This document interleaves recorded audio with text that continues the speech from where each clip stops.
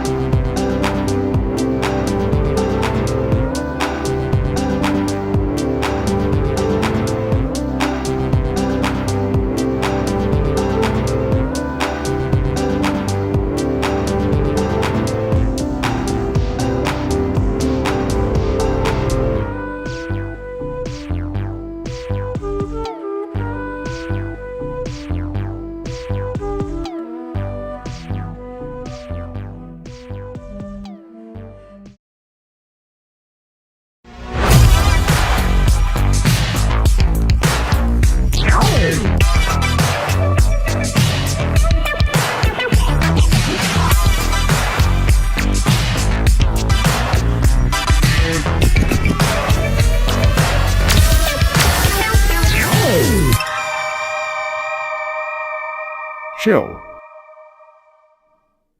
Hello, everybody, and welcome to another very exciting episode of VFX and Chill, a show where we like to mess with visual effects and make cool stuff. Here with me, as always, is my good buddy Seth, and we're also joined today by our lovely Michael. Hi, lovely Michael. So, Michael. Welcome. VFX and Chill is a show where we like to investigate ways to do visual effects at home. Today, as you might have seen from the title, we are talking about something slightly different than a visual effect, but about retro video game looks. And so we are going to be taking a look at how to turn your cool video graphics, motion graphics, or whatever into something that has this really cool vintage pixel dithered effect with the help of a brand new plugin that is now available with Maxon 1, Red Giant stuff. It's actually 6 new plugins, which is really exciting. We'll get to all that, but I'm going to keep talking and say, if you're enjoying this show on a channel other than the VFX and Chill YouTube channel, we urge you to come on down to youtube.com/@VFXandChill. We are at 999 subscribers, so we would absolutely love, if you're on one of those other channels, to go to that link below and subscribe, maybe become our 1,000th member. That would be so cool. So feel free to do that. And also over on that channel is where we usually have our bigger chat that I can see during the show and stuff, so we can respond to your awesome comments during the show. And like right this away, awesome comment from Jamie. Hi, Jamie. Jamie. Hey, And apparently Welcome, Justin welcome. Leduc woke up grumpy today. Poor Justin Leduc.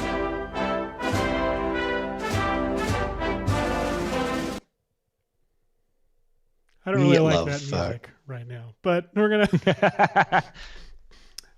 So our real president, Justin Leduc.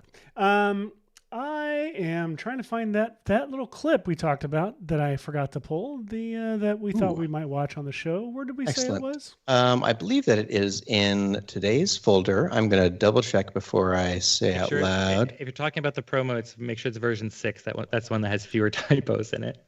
Oh, yeah. Let's But Oh, no, which- while they're looking for that, I would like to call out that while we're mostly talking about the Pixel Dither tools today on the show, Maxon Studio, whose shirt I am attempting to rep here, also got an update with one of my most annoying things has now been removed. If you've ever tried using Maxon Studio before, using any of the capsules, little template projects that had footage or logo replacement areas, you had to dive into the pre-comps, deep in the guts of the capsule to swap those things out. No longer.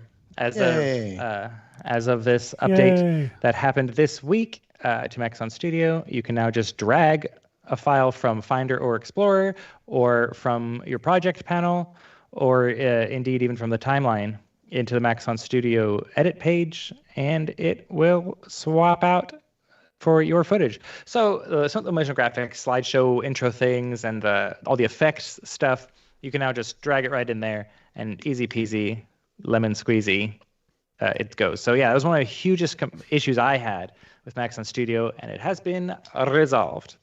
Next up on my list of complaints is I want to be able to do 9:16, not just 16:9. But nice. They're working on it. Seth, I threw it into the renders folder, version 6. Smart. Thank you very much. I'm grabbing it. Absolutely. And I've just been notified in the chat that we are now officially at 1,000 subscribers. What? Thank you, everybody. You did it. I'm looking for a drop I can use to celebrate, and here's the only one I can find. Wow. Okay, all of them.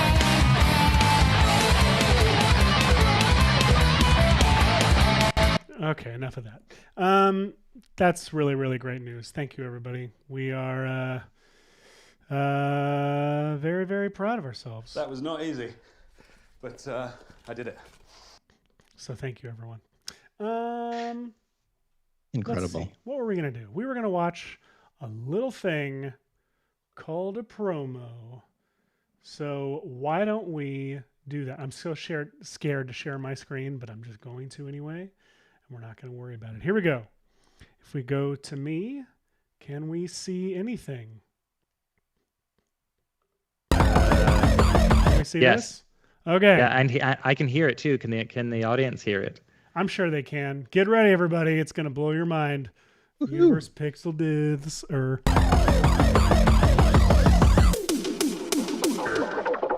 Move your mouse. You move your mouse.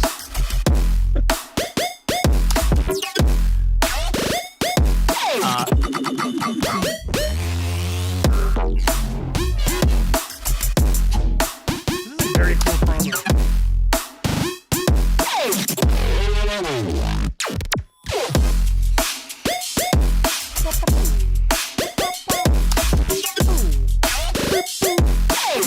Hi. What? Maxon. We did it. So good. That was made by Ricardo. Cool. Yeah, Ricardo made that. It's great. It's love it. freaking hats off. It's great. I love it. It is lovely. Hats are off. Incredible work, Ricardo. We like this a lot. Yes, we do. So this is fun. I like this effect. I have been messing around. You're a big ditherer. I'm a big old ditherer, and I am excited that we have this plugin now because it is. I was skeptical, to be completely honest, having used other tools before. That's true. This. You were the resident expert in dithering. Expert. I knew exactly what I was doing every time. No, I use this effect on a lot of our VFX and Chill graphics. For those of you who might remember any episodes where we went through the season 2 intro and graphics that we made, I got really in the habit of doing this kind of chill dither preset that I made that took any ramps or gradients in our graphics and gave them this dithering effect, and I really, really liked it. And so I was skeptical when I heard we were making our own because I was like, I really like what I've got. What I've got is really simple and cool, and I don't know if I need a Red Giant version of it. And the second I started messing with these tools, I was like, oh, this is crazy fast and really useful, and this is exactly what I need. And it actually it simplified for me the things that it simplified and complexified all of the right things for me. Gave you the controls you needed while simplifying the stuff you didn't. It just kind of packaged it neatly. Michael? It's the way Red Giant does. Red Giant's kind of like secret sauce is making really complex, powerful things easy to use. Like that's part of why I've been such a fan of Red Giant even before, like long before Red Giant was even looking to fill this position. I don't know if that's what it is. The point is, I'm a big fan of how this came out, and I was skeptical. Now I'm a big fan. That's the narrative. That's the order of events, and I'm excited to dive in and mess around with these. So let's do it. Let's do it. Hush, what do you want to do? You want to do something first, or what? I think that it might be fun for us to both kind of play around with this Dither plugin, because what's neat about it is that it's a stylization. It means you can do a whole lot of things with it. If for any reason you are one of our viewers and do not know what we're talking about when we say dithering, or based on the promo, what dithering means, it is the way that specifically older computers used to handle having a smaller number of colors that could be loaded into your screen. So you either had something like a video game running in 16, or, with 16 colors or 64 colors or 256, and then you get your thousands of colors and things like that. But as you can see, thousands of colors, Hashi, that's impossible. It's possible. Get ready. Oh, wait, Hashi, that's impossible. That's impossible, even for a computer. There we go. That's all I wanted. Sorry. Incredible. If you want, you could take a look at our beautiful outline around us that is usually this nice smooth gradient coming to you over the YouTubes there. And if you look in real closely, depending on your streaming quality right now, you can see that instead of, thousands of colors from one end to the other, it's actually just sharing two colors to approximate the gradient, but it's using this really cool little, like X's and squaresy dither pattern in between to sort of approximate a blending of those two colors. So your eye kind of does some of the work, the dithering does the rest, and depending on how much you like this effect, you can really, really turn it up for certain things.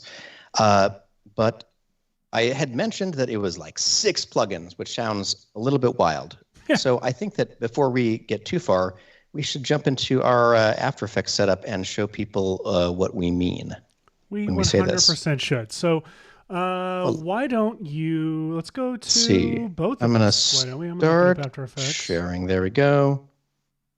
And I'm going to open up some random footage. I grabbed a whole bunch of footage that I thought would be fun to see getting dithered into different things today. So let me open this all up. One thing that might be important to do when we're showing these off is we might want to full screen one of us so we can see them in it's true. It flies in the face of everything you said before our show, but absolutely. It does. I think once we get going, it'll be very fun to divide and conquer. But you're right. It is like I will always want to underdo this effect, and then I will see it on a phone or a small screen, and I'll be like, oh, that's not nearly enough. Like if I just, zoom in, like if we look at how this looks, I'm trying to see if I can see, so you see how this dithering looks great, but then if I move back, it's like, oh. It just looks smooth. Yeah, it starts to look much smoother the further back I go. Yeah, it's exactly the principle of your one option when you're doing a dithering effect is usually to reduce the apparent resolution of your comp. So Seth is still working in HD likely, but the Dither plugin has a little setting over there. What is it labeled? Dither size?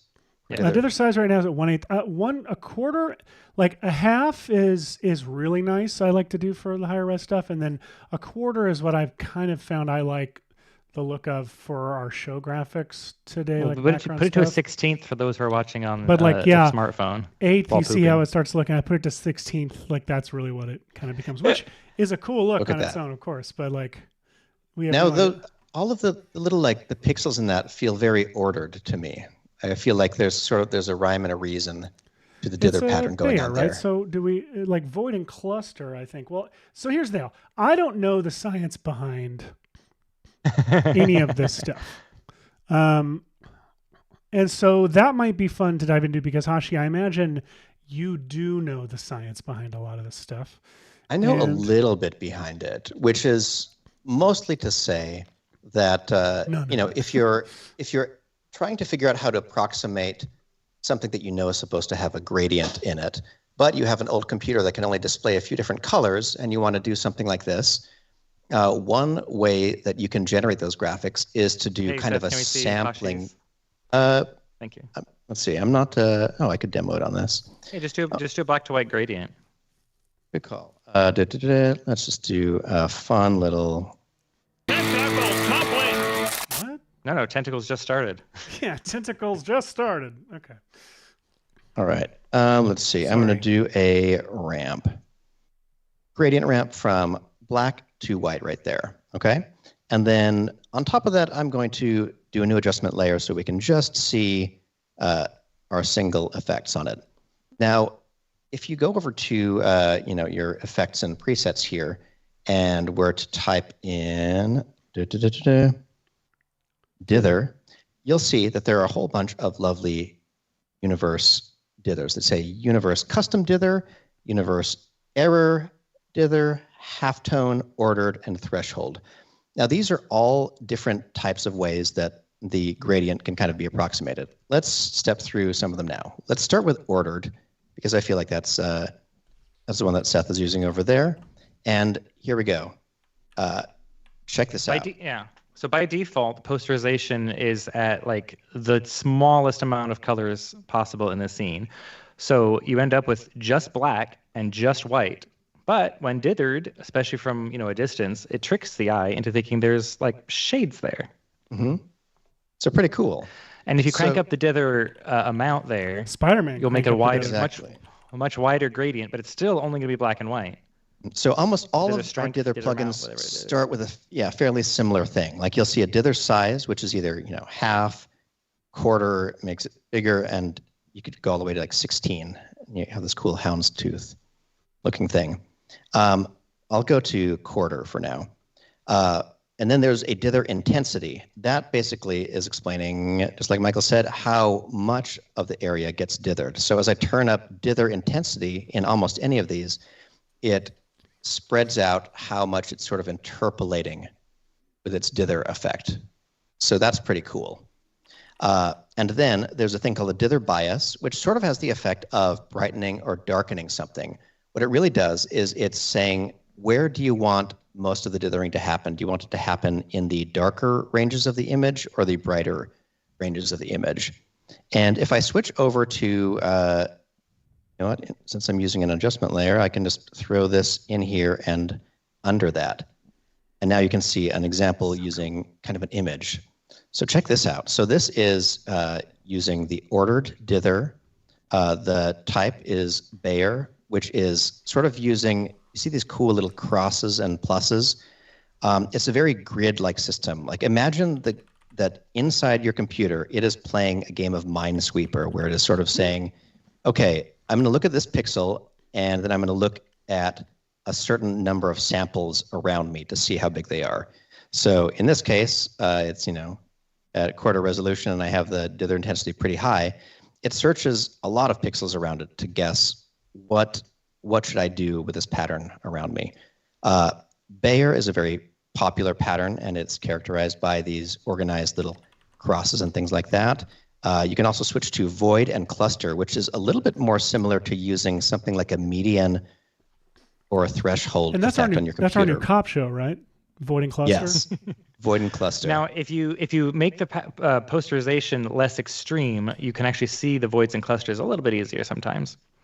There we go. So there's a level 2, there's level 3, and if I turn this all the way up to, say, once I'm in like the 16 realm, then we've made it all the way to like 1996 inside the computer, which is kind of cool. So you've got a lot more. Basically, the posterization level is how many colors it has. But I would like to point out, you've got options beyond posterization to limit your color palette. Beyond just posterization? I know. It's one of my favorite things in this tool is the palette's control. But first, I want to address Darby has a question. How long has Red Giant had a dither? Since Wednesday, Darby. Since this week. Yeah, come on, Darby, catch up. Keep up. Mustard. Incredible. So yes, aside from just posterization, and posterization is great because then it's drawing from your image to build a palette. But if you want, you can do things like, I'm going to show the boring ones first, by color, which you could choose, something like black and white, and then choose your own adventure.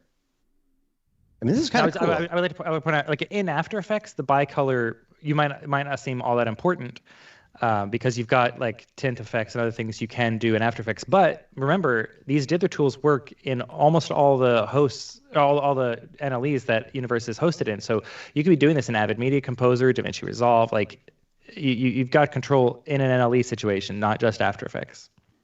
Right. Who's NLE? And Seth, let me know if you remember that site that had all the palettes. There's coolers. Yeah. If you can find out in the background, I'm going to pull this up. Low spec is a good one. Actually, I found one. Wait, maybe that's the one I was using. All right. So low spec. You'll get it. Posterization is taking the colors from the original image. But look at this. If you click on Palette Browser right here, it opens up this lovely, as you might have guessed, a palette browser. And this is the coolest. Look at this. We have like an Apple II, Atari, Commodore 64, a lot of these named after the system that one of these palettes might have been developed for, which is pretty cool. And remind me, where's that import button, Hosh? The import button is right here. I can click on that. If you're looking for palettes, by the way, right here, go to lowspec.com. Look at that. LOSPEC. LOSPCC. Look at this glorious, lovely library of palettes. They're awesome. That people have grabbed. We love it. They've used their own color theory. They designed them for specific aesthetics and everything. And the coolest thing about them is you can download these in any of multiple palette formats for this and import them right to here. I did the Photoshop ASC. I think that's what I downloaded them as. But that's the one I usually use as well. But you can download whatever in pretty much any of these, and then like Ashi's saying, you can import them right into the Pixel Dither plugin. So here is me applying the Commodore 64 one, I think. So let me show you that again. I just say palette browser, and then it pulls this up, and I say I want to use the color palette from the Commodore 64. And you can see it converts the image into this, which looks so cool to me. I love that. And it's such a cool look. Yeah. And you can decide like not to dither very much, which gives you, more of the void and cluster look, or you can turn the dither all the way up to the point where it's sort of almost more like a printed looking pattern. But I'm getting ahead of myself a little bit. I was gonna say, hold on. If you want to talk printing patterns, have we got a tool for you? But not yet. Hold on. I'm holding. Even beyond this, once you have all these in all of your dither plugins, you have color correction after the fact. So you can do things like you can brighten them straight through the same color palette, which is really cool to do post effects on them. You can play with the brightness. You can decide how much the image is saturated ahead of time. This particular image is super saturated, so I don't need to really do anything. But you can also decide to saturate it after the fact and push it into other ranges. Because once you restrict to a palette, you might be like, gosh, that palette's, once it's applied, it isn't quite as punchy as I want. And you can just right there, kick it up a bit. But the pre-saturation is a really great thing. Like instead of having to have a separate effect to pre-saturate it, you just have that punch right there. And so that'll help because that just saturates it before the Dither plugin does its processing. So it helps punch it up to maybe get better colors that in your chosen palette. Like that was such a great addition in the tool. So very, very cool.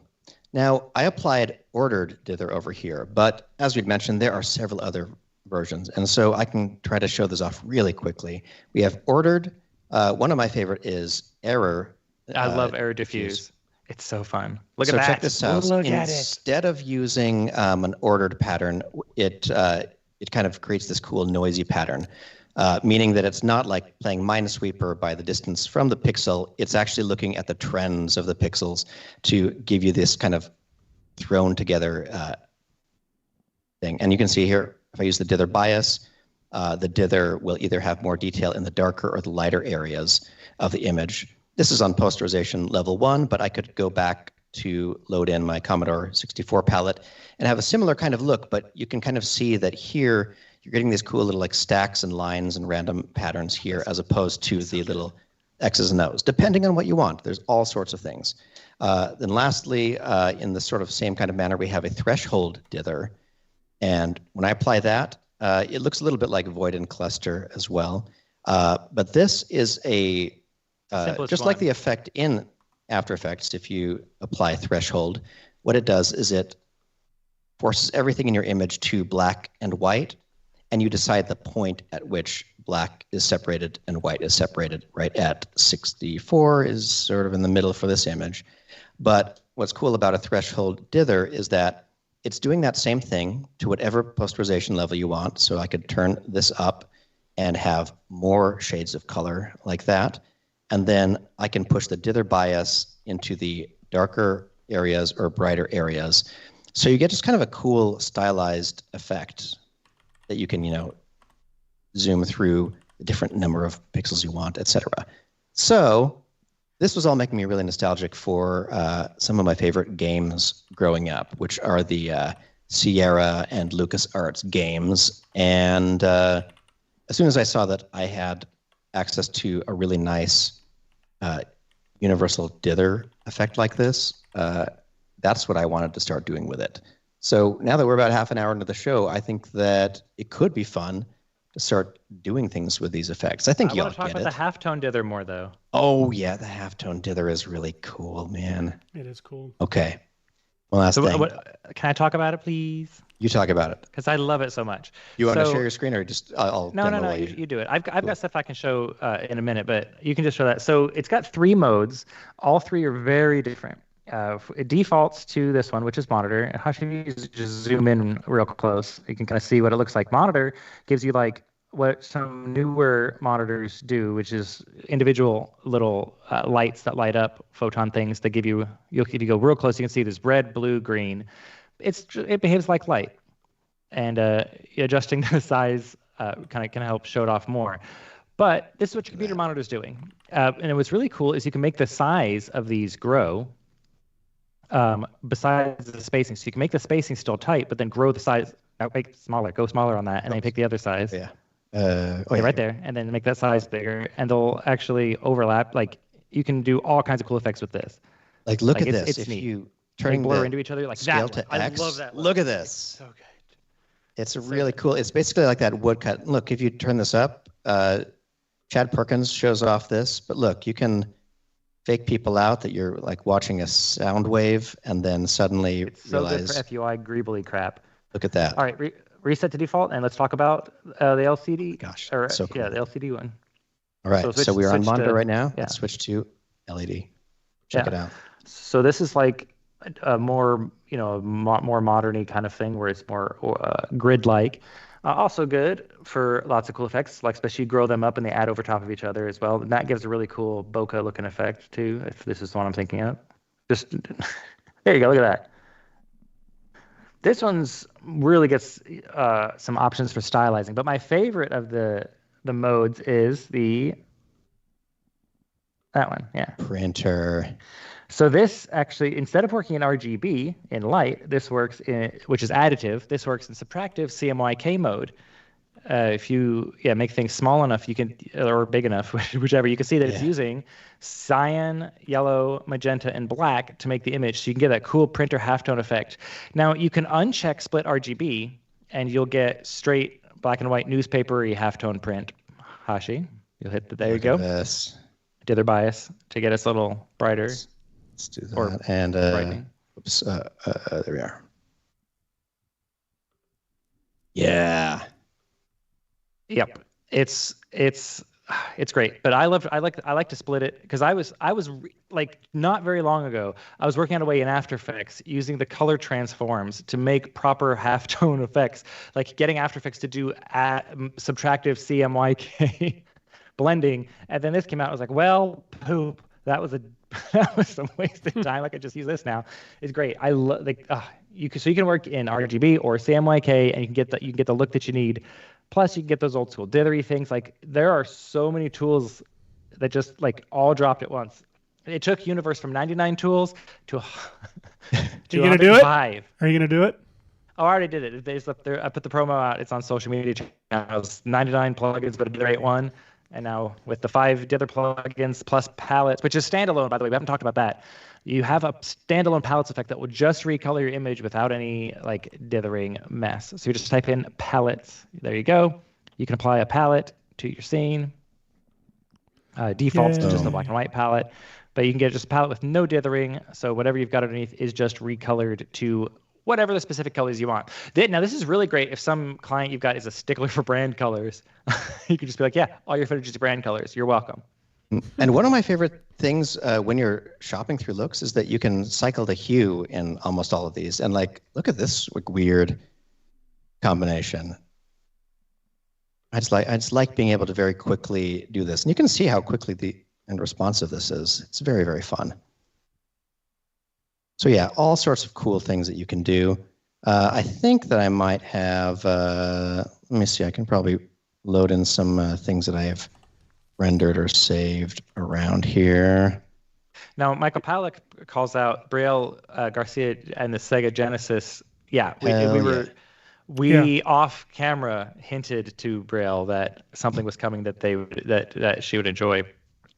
But you may have noticed, sharp-eyed viewers might have noticed the promos on the Red Giant social media channels were using these tools for the promos for that show before they were released, as a little bit of a hint for our hardcore fans. And soft-eyed viewers don't notice shit. Well, because it's dithered, so they just saw smooth gradients. Oh yeah, yeah. No offense for soft-eyed. I have to wear glasses. Ashi, what is that? What is that? Oh, this is just perfect. That looks so cool. This is perfect. This is how I was feeling at the beginning of the week, and then I made some other fun stuff. I think that, let's see. Yeah, where's the one you made after? Let me oh see. yeah, that's a good one. This one's kind of fun.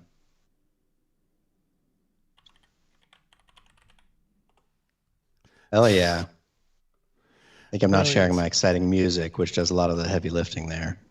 But yeah, the music is very important for that. So just one cool little summary I have here is here's a little summary of the dithers that we just talked about. This is whoops, up here we have ordered, and you can kind of see ordered because of those little pluses and X's that appear throughout.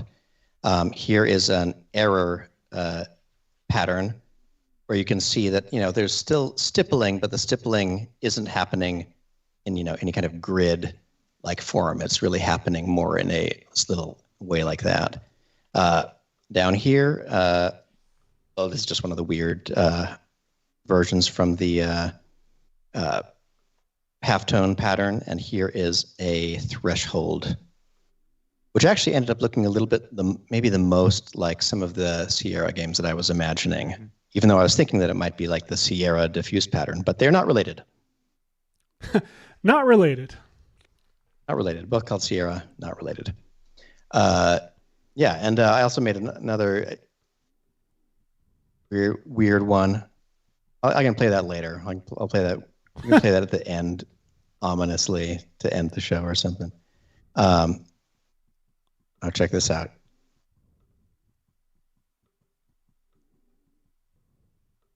I have no idea if over YouTube what this will look like on their side.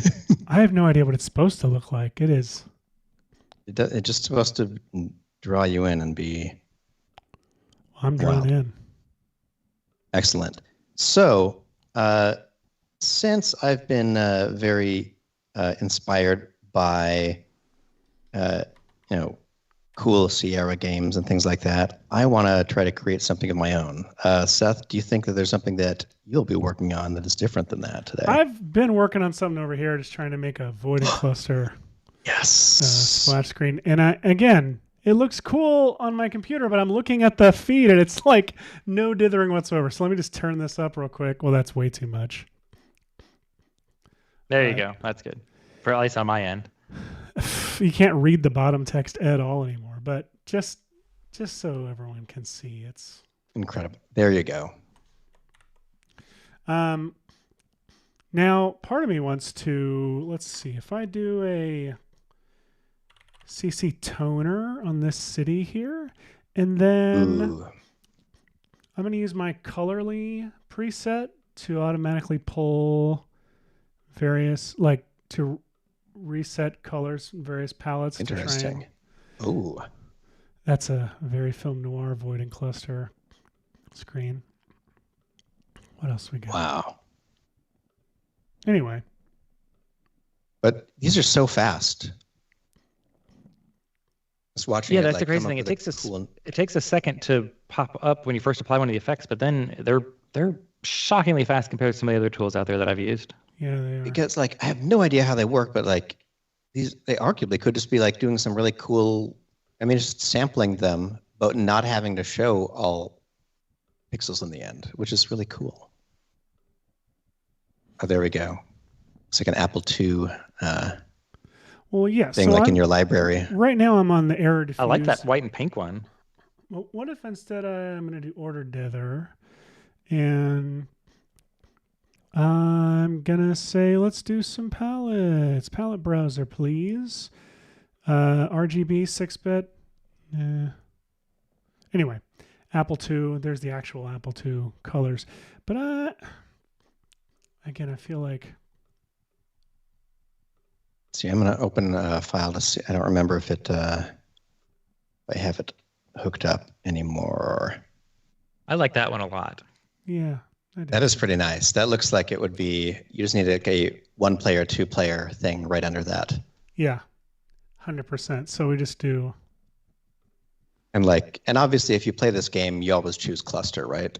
By default, that's your main player. Yes. Always play as cluster. Everyone is you're a square if you play as void.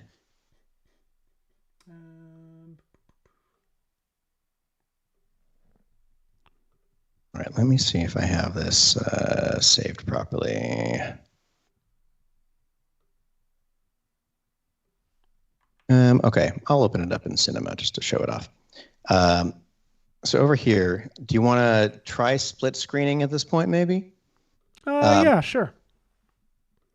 So one of my very favorite games growing up was, game series was the Space Quest series. 500%. In fact, I went through and I sampled a bunch of Space Quest music for this episode. Wait, can we do a cool lo-fi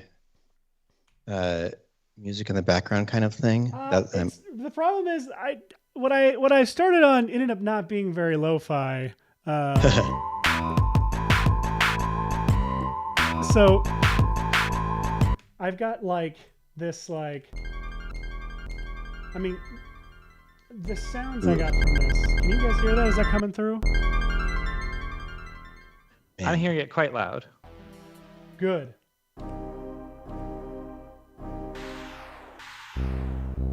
It's just, I love these sounds so much.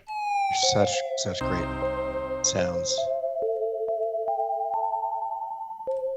All right. So what are you doing over there, Ash? So I wanted to see if I could generate backgrounds that felt reminiscent of Space Quest backgrounds. And so the way I went about that was actually, let me see if it's still in here. C4. There we go. So I went into Cinema and loaded up some cool, just random models from people and threw them over a little landscape.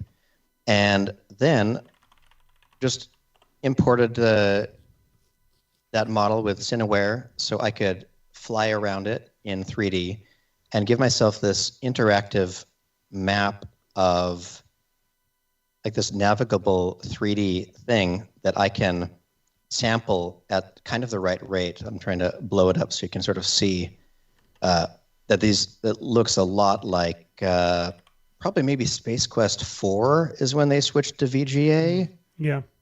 And I loved it because they had, I think Space Quest 4 deals with time travel. So parts of the game where you time travel into previous games, they're in and then the old color palette that make no sense as well. And there's characters that are making fun of you for the color palette that you're in. It's great. Yes. That was my favorite bit of it. It's just a bunch of dweebs making silly games.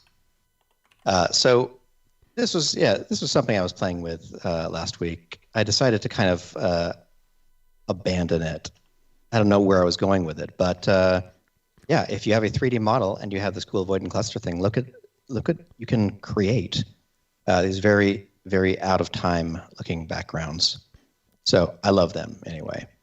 And then the thing that I thought that I might do today is in the past, and I wonder where I have it saved. Let me see if I can find. It's always fun when Hashi tries to quickly find something that he saved on his computer. Oh, while Hashi's looking for something that he quickly found. Didn't I make something for that? I thought I made a drop for that. Maybe I didn't. Oh man, we definitely thought Hashi's about it. Searching. We talked about it. Remember we talked about it. Yeah, we did. Well, so while Hashi's looking for that, folks, I know we've got a couple of you who are watching live are from California, but if you are from California and you didn't already say it in the chat, let us know where you are watching from, so we can where are you from? see. Yeah, where you at? Do it. Where are you from? What channel are you watching this on? If you're watching it on Maxon or Maxon Training Team or Red Giant or Action Movie Kid or Action Movie Dad, we encourage you to come over to the VFX and Chill YouTube channel. We just passed 1,000 subscribers today, which feels very, very awesome. And you could all join us here and do more. Hello, Sunny. Hello, Sunny. And we've got folks are already starting to chat in. Andy Torres is watching from Arkansas, which is nice. Sorry about your college team's perform. I'm just kidding. I don't know. I was watching. Yeah, college sports nailed it. You got it. We've got Jamie is watching from Canada. Woohoo, Canada. Jamie! Justin from Los Angeles. Tim Shabix, if it's pronounced Polishly, from Orange County. Michael used to live just to the right of what's on the screen. Sunny is watching from southern India. It is 1:15 a.m. Thank you for your dedication. Thank you. Very, very much appreciate that. This is the drop I'm going to make, by the way, for when Hashi goes looking through his hard drive. Gosh. Abe from Georgia. The state or the country, Abe? I'm curious which one it is. John Birmingham, still in Ireland. Nice that you're watching from there. Adam Scholes is on the VFX and Chill channel and watching from the suburbs of Toronto, and Brian Smith from San Rafael, California. Love it. Got a pretty good collection. Let's see. So Sunny is watching from the furthest away that I remember from that list. I'm not sure if depending on where we call. I'm gonna imagine Central Time is where I'm going to say the majority of our humans are. So the furthest away from Central Time is probably Southern India. Probably. I mean, could be Ireland. Have spoken up so far. No, I think India's further because the flight to Ireland from here isn't that long. Because I flew to England, which is just a touch further than Ireland, and it was not nearly as bad as flights from here to India are. So. Oh, hey, Andy Torres is over in the official chat now. Thanks for scooching on over. Good job, Andy. And Abe is short for Abraham. Thank you for the correction on your pronunciation. I hate people mispronouncing my name, and so I'm always happy to pronounce someone's name correctly. Hello, Abe, and yes, from Georgia, the state in America. Oh, hey, we've got Le Badger writing in from Scotland. We've got a couple of different Le Badger and Celtic Leduc isles. might get into a very French fight. Yeah. Yes. And use ZBrush. ZBrush. Nice. I was using some recreational ZBrush this morning. ZBrush. Recreational. I was going to try to make something for today, but I didn't quite get there. But yeah, I have no idea what I'm doing now. I got distracted because I was very looking distracted. for. I got addicted. I became a big fan of this name as a video game, just called You Dead, and so. You did. Because I was gonna make because I heard this sound. Nope. Wait. Which one was it? This one.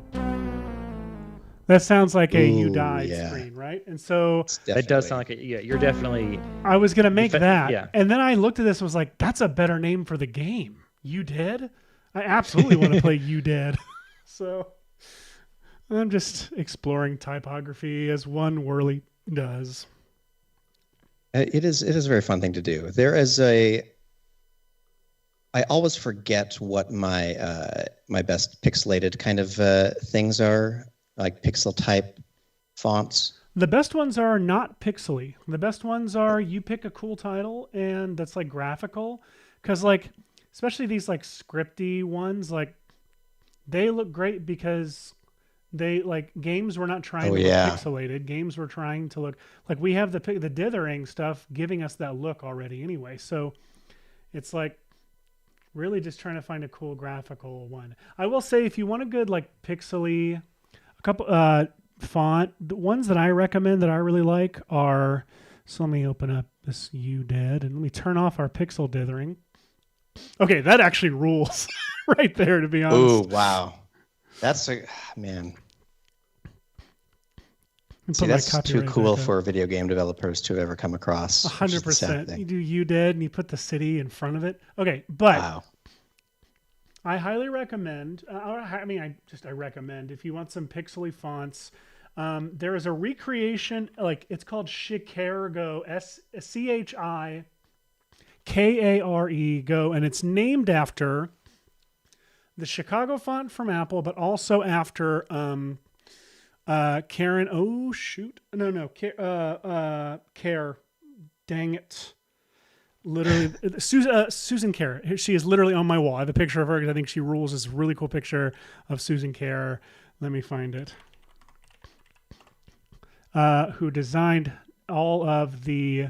I have this picture up my wall because I just think it's the coolest picture ever.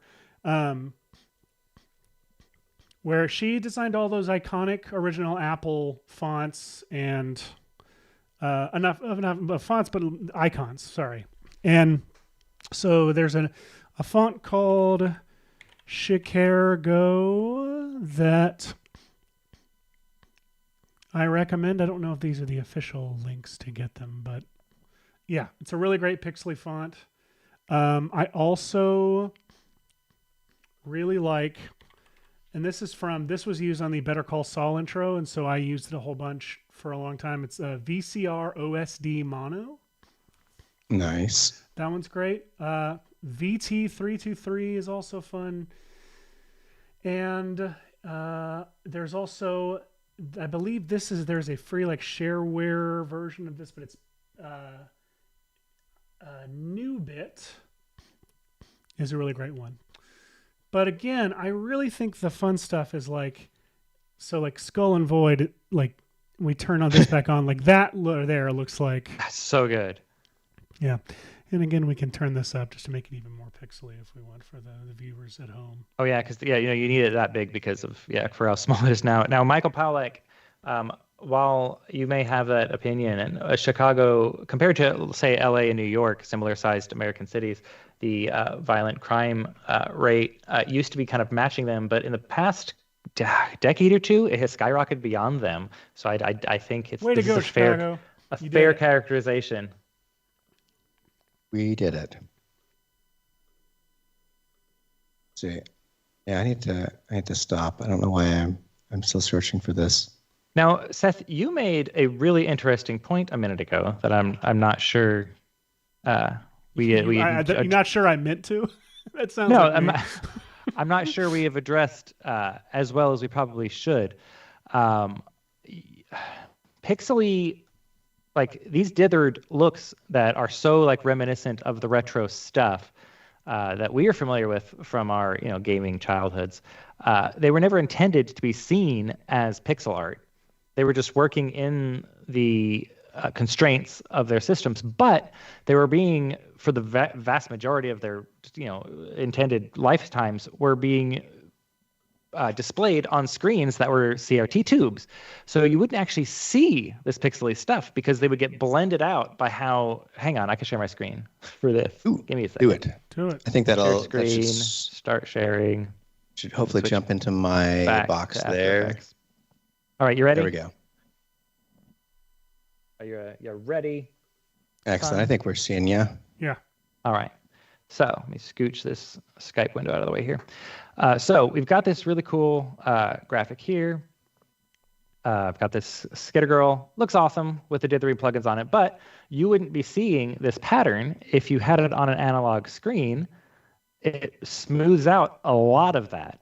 And this is where some of the really cool stuff about Universe is. There's a lot of tools in Universe, and I'm using Universe Analog on top of this to just give it a little bit more of an analog screen look, and it washes out quite a bit of that detail. This is that really cool, like, ooh, it's good pixel art. This just looks like actually an old game. So like this is more how it's intended to look. So I say a lot of the time you're going to want to throw Universe Analog and maybe build yourself a preset that works well with the dithery effects. But you can really get that actual retro feeling by layering those two together. While I'm sharing my screen here, let's talk about some other cool things. What I really like to do, again on the topic of emulating how it would actually have looked, I like to throw on like a glow, like in this case I'm using Universe Glow on top of this, because in a tube screen, brighter areas would bleed over just on the screen's surface. So you can have a dithered glow might be fine, but in this case, I want the glow to be after the dither, so it feels like it's diffusing on the screen. And so you get this really cool, like cyberpunky looking stuff going on, and it just adding a glow on top of the dither really helps sell that kind of like it's on a screen kind of feel. I was also playing with some other effects like here. Go back to that one more time. I just this one. You like this one? So cool. Yeah. This one looks like I was a really like it looks designed really for that, which is so cool. Here's what it looks like.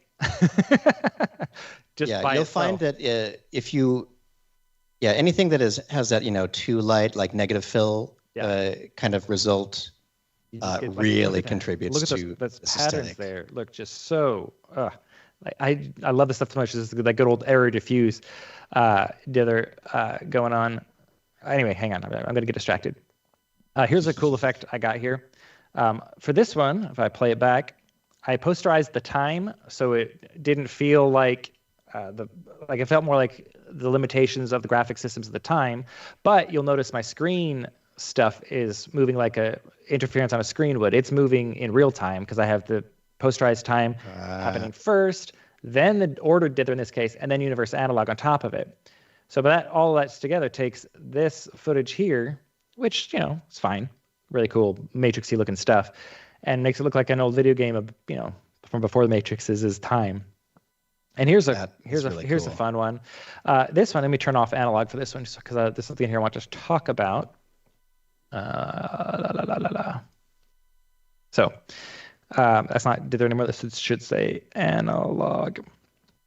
What I did for this one was if I applied just analog to this clip by itself, or dithering, let me solo it without the roto brush, and I played it, the background had noise. Background had like noise, so it's kind of moving around somewhat. I'm like, no, in a real video game, he's the only thing that should be moving because the background, would be just a graphic they put up there, so it needed to keep redithering it every time. They just dither it the one time. So I rotoed him out, built a different background behind him, and so I have a separate separate error diffuse dither on the background and him, so they're just being done separately. And then over top of both of them, I've got the Universe Analog where I've like turned it to the side so you can see like the curvature of the screen and whatnot to really sell this like. Nice. So when you had him on his own layer, are you saying that these dither plugins work with something with an alpha channel? They do. Observe the alpha channel. Yes, you can use these on alpha channels. Let me unsolo that and turn the transparency grid back off. Here's a really cool one. I got this like nice cyberpunk look. This one I was playing with, again, I got the Universe Glow going on there. I was playing with the ordered dither's ability to change the rotation. Ooh. So I get void and cluster, but I've cranked the scale of the filter way up and then went sideways. So you get this like really crazy look here where you've got this like angled clusters going wacky and just adds a ton of texture to it. Again, without any effects, this is what that looks like. and that just really grunges things up, but in a very interesting way. Like you probably wouldn't have void and cluster going like at 140 like in real life, but now that we were able to push things in a stylized way, I'm not aiming for realism with this one. I'm aiming for like an idea of nostalgia that isn't realistic. And here's a fun one. I was just like, this is definitely a Mortal Kombat-y look. Oh yeah. I mean, I think that's my favorite part about what we're getting to do today. Hey, it's our stock actor. It's our stock actor from that hilarious promo. Yes. Where everything was awful. Yeah, but now she looks real badass in this cool scene here. This one of the few times where like you make a promo with a stock performer, and we eventually heard from the I forgot about that. the stock performer who was like, I can't believe what I'm being used for. I thought she was supportive in some way, game. wasn't she, or was she not? No, she enjoyed it. She thought the joke. She thought it was funny. Yeah. Good. But for this one, here's what it looks like on its own. But I wanted to fuss with the colors more, so I used Mojo for Magic Bullet to change the colors to more digital magic. Okay, thanks, George.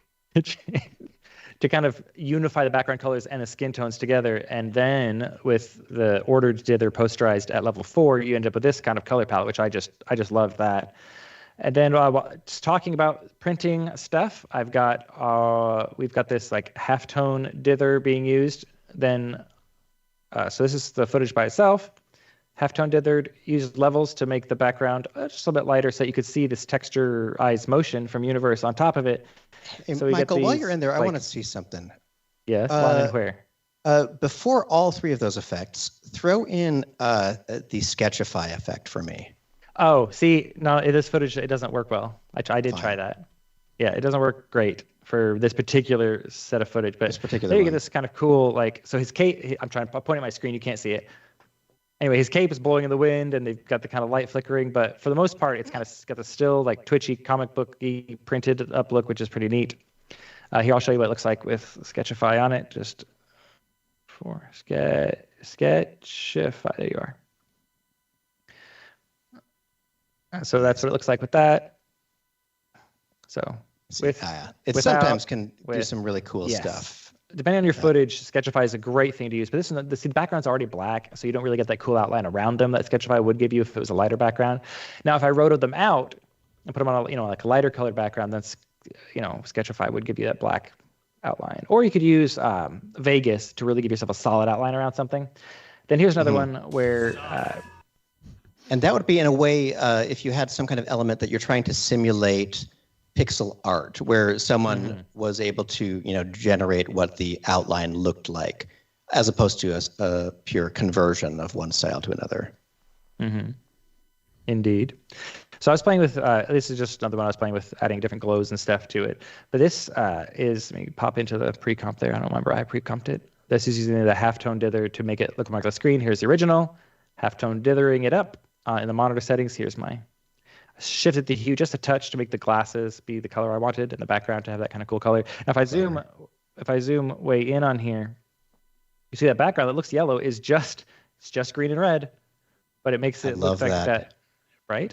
It makes it look like that kind of yellow look. Now at half, like the funky resolutions, you get like these weird moire effects, which is great. Like this whole thing is just awesome. I love playing with these tools. And get it back out of this into my glowed settings. So then I just added, here's the halftone, then optical glow over top of it. I think it was adding other things in the scene. It doesn't matter what I was doing. Oh. But yeah, there's some of the examples of things that I was playing with. Yeah, it's just so much fun to just get yourself these aesthetics and just play around. Like, these tools are so exciting to me. I love them so much. That's so cool. Sorry, cool. I've been never apologize, never surrender. Excellent. I'm going to switch. I'm going to take the screen back here. Take the screen back. I have accomplished nothing. Says they're going to try to make this without plugins. Which one of the tools? I'd like to see it. We have made some of these things before. Hashi has a whole tutorial on the Red Giant YouTube channel, I believe. I should just repost that over here. Where he talks about 16-bit graphics. It's probably And a recreating them. VFX side quest. Naturally, that link is about to show up in the chat. Look at that. And so, yeah, like speaking of There it that, is. in that Should be showing up in the chat very episode shortly. was where That's a way to make some of these effects happen without using plugins. But it's a lot easier now that you have the plugins. I know that whole tutorial. Randy I says, feel "What like is you that just do bar that. below the I wonder viewport?" if Michael's can't hear us anymore. The bar below my viewport is called K-bar. Also, the bar K-bar. to the right of my viewport is another K-bar bar. K-bar is a tool that I use for productivity. I forgot to switch it to my tutorials interface for this, which hides all my extra stuff. K-bar lets you automate things. If you switch back to me, I can talk through some. No, I don't need to talk through them. It lets you automate things. You can run scriptlets with it. You can paste expressions with it. It's just a very handy tool for productivity. For example, I've got one of my favorite ones. I've got the Transform Sandwich free tool from Battle Axe that puts a transform effect above and below other effects on your layer. So you can, like, for example, rotate your layer, apply mosaic, then rotate it back. So instead of having squares, you get diamond shapes. But it links everything with expressions, so you just have to adjust one of them, and the other one offsets it. So you can scale it or rotate it, and then it scales it, rotates it back. So you sandwich your things before you transfer animations. And I got one button that does it right here in K-bar, which is neat. Very useful. And I'm probably Michael, going can to you hear be us showing by any off chance? that trick for doing. Hang on, you know what? Screw it. Let's do it now. Maybe he can't. Take it- Michael, take it can back you hear to us? Transform sandwich on this. that's Hashi, a good can you hear question. me? So we have now. I put can hear. I can hear you, Seth. top, sandwich bottom. Michael, these can are you hear both us? Just Are you regular willfully After Effects ignoring transform us? effects, but now when I rotate Michael, this, send up a say, signal if you're 45 okay. degrees. Oh no. There we go. So Okay. I'll turn these effects off and walk you through it. So we rotate I it. like how he's with that teaching sandwich us, effect, and we- rotate it back, so Does- nothing has does happened. he think but we can this see his screen, dithering too? is happening on the rotated version. So you get it dithered and then rotated back, and it gives you I a think he very thinks that interesting look too. that everything's kind of more diagonal now. Oh There you no. go. Okay. The transform sandwich. It's a great tip for lots of Might things. be a I'll try good that. And idea that's what to these reach bars out are to on my him. screen. All right, back to you guys. I'm done. Wonderful. Michael, was that just a really good act, or can you not hear us at all? No, I couldn't hear you even a little bit. Not even a little. Okay, Come great. out. I can't wait for you to see that clip because it was honestly the most impressive thing I've ever seen. Hashi and I are like, he's still talking, but he is teaching. But screen, should somebody call him? And you kept going, and it was pretty remarkable. I loved it. Amazing. All right. No, So- my headphones popped out. Sorry. You guys go. Good. What I'm doing just over meant here. people learned a little bit more than they usually do. Bonus learning. Bonus learning. But Normal. so as I was playing several times on the screen earlier, I made that North by Northwest clip into a kind of arcade style video game, and I was thinking that maybe with some of the remaining time today, I would work on this other very famous scene and try to convert it into more of a video game look. So famously, the Singing in the Rain, the shot is kind of filmed in just a few very long tracking masters that kind of go along this cool set. And so what I've done is I've gone through this set, and I've been kind of trying to sequentially find each new segment and then copy and then paste it over here into this long panorama that I'm trying to build of... Josh, are you sharing? I don't know if I can Oh, see. Darn it. It looks frozen. Let's see. Sorry, bud. It was frozen. That's all right. I was just scrubbing through this lovely Singing in the Rain performance, which I believe was famously done in just a few takes or something like that. But it's this lovely kind of camera pan along this this little soundstage set.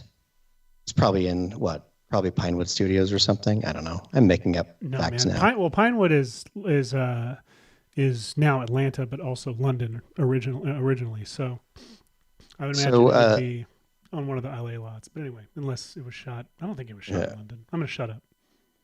Randy Taylor's asking, did you remove the rain from these shots, Hashi, or is it just I don't think not it's very actually visible. raining in that shot.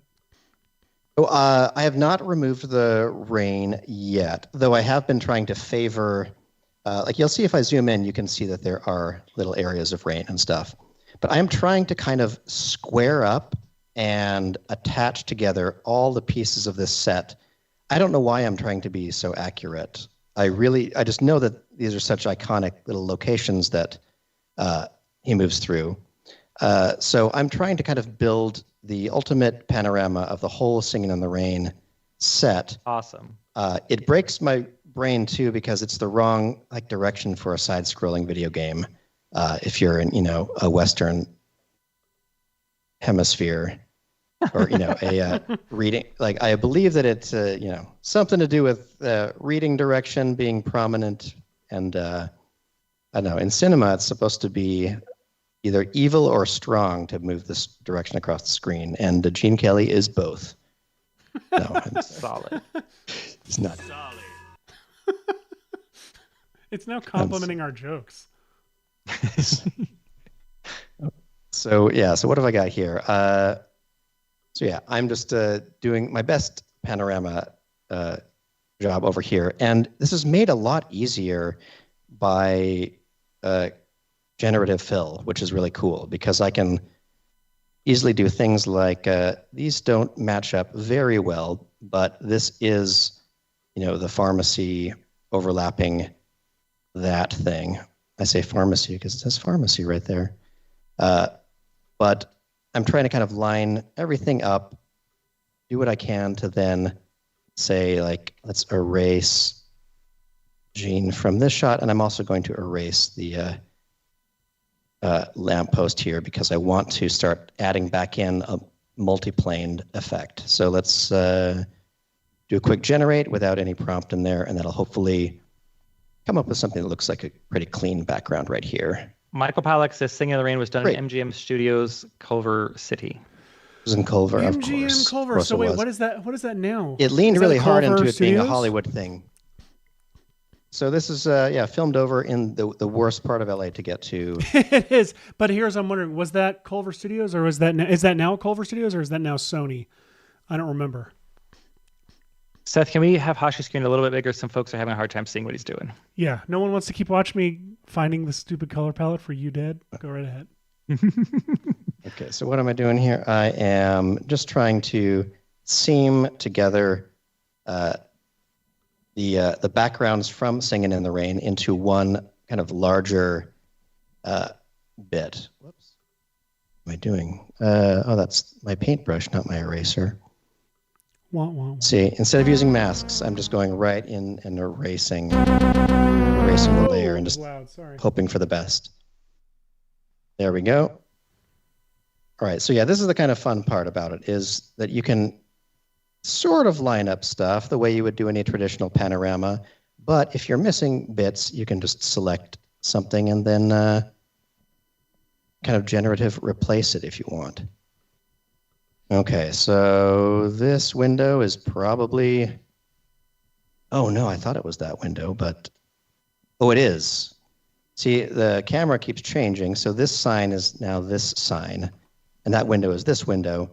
So they don't match up anymore because they changed the lighting setup for this next shot. But if I scale this about right for that window, I'll get something kind of like this. I can just select him right there and erase him. I bet that this will look pretty good. Erasing. That looks pretty good. Ooh, that's my favorite because it looks like it's got a little bit of realistic detail. And then let's go ahead and it's got some more imperfections in it. That middle one was almost too perfect. Yes. So this gradient right here looks pretty rough. But what I could do is I could select the area where the gradient looks kind of rough, like so, and say, generate something for me, baby, and let's see what it does.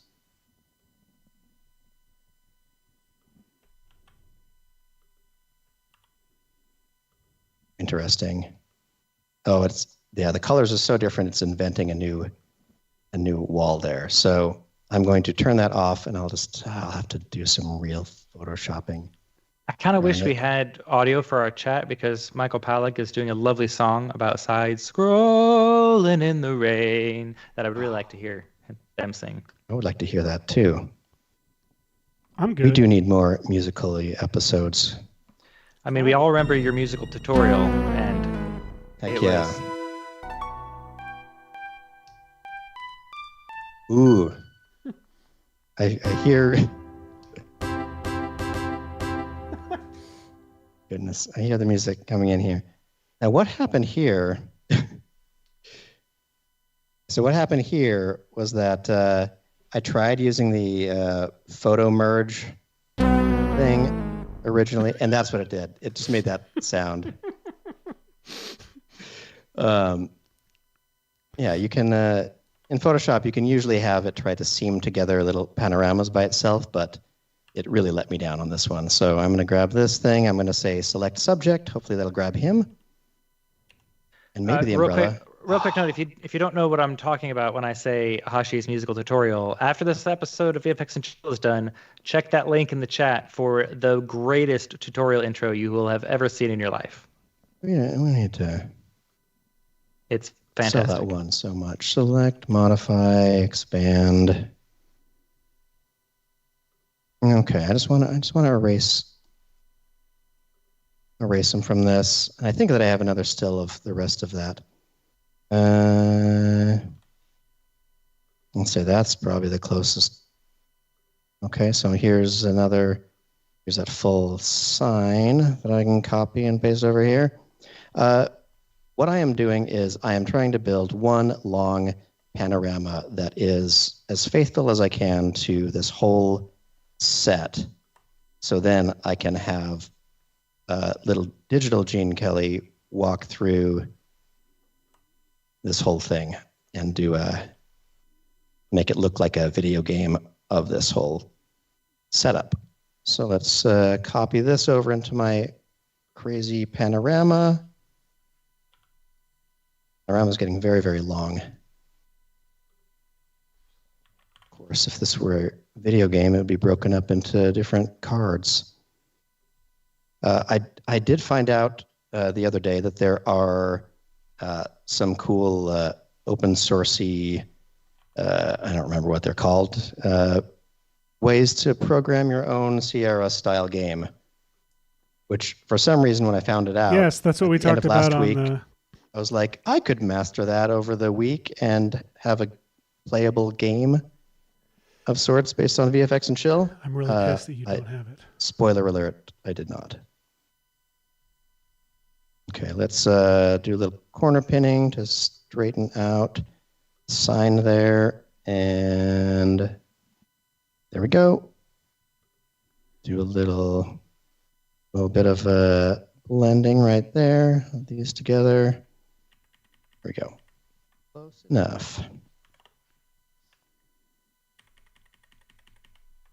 Goodness. You know what? This is probably, at this point, getting a little bit boring. So I'm going to skip these last two locations because, if anyone from the, Culver Studios Preservation Society comes after me, they can. MGM Studios. Let's find out. Hang on. See, they had a lot of extra cash and time on their hands last time I thought about them. Yeah, for sure. Well, they're now owned by Amazon, so they are on Culver Studios lot, but I'm curious of what lot used to be the MGM Studios lot. Not Mom Studios, MGM. Image crop. I know it's now Sony Pictures Studios, which is a great lot. So that used to be. That is where they filmed Singing in the Rain and Wizard of Oz. Fantastic. Incredible. Okay, so one thing that I've found kind of funny about generative fill is that if you have generative fill do these old like MGM stills that were filmed on a sound studio or something like that, it seems to pick up on the fact that there are these few, like spread apart light sources just above the set for everything. And so it's almost like instead of generating the actual location, it generates a set of the location, which I just find cool. Okay, so let's see what this looks like. So in theory, you'd think this would look like buildings and things above here, but I think it's going to look like building for a little bit, and then it'll become a movie set on the top half. Okay, interesting. Ooh, that's a pretty cool one.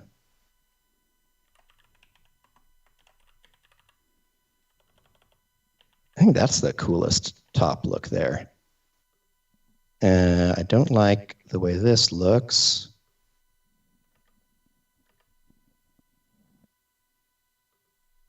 I want that to be a square window. Okay, square enough. Yeah, square enough. Okay, and now let's go ahead and do a select. I actually have an action for this, where you, if you have one layer, like a PNG or something with extra around it, I have this one right here. It'll just select all pixels there, and then select the inverse, pad it a little bit, and then run a blank generative fill to try to imagine what's going on in the background. And see what it comes up with. I probably should have cleared the road a little bit first, or cleaned up some of this first. Whoa, weird. Okay, there we go. That looks a little closer.